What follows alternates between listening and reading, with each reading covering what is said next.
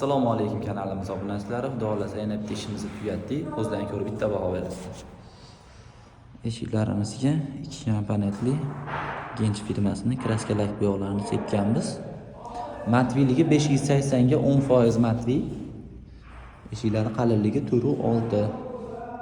O'rtasida gullayni bo'ladi, jilkali.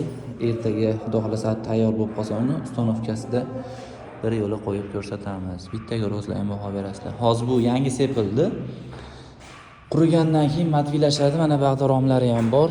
Bular o'sha qurish holatiga kelib qolgan. Mana matviyligini bitta ko'rasizlar o'zlaring.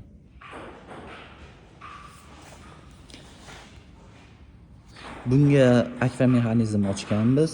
Uzun akfa mexanizmdan qarshiliklari ham mana tayyor qilib ochib qo'yganmiz.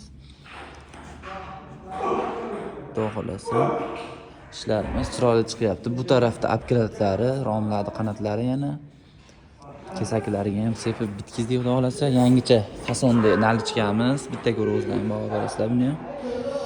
1.6 ga 9 li MDFdan bo'lgan. Eshiklarimizni koronalari ham bor.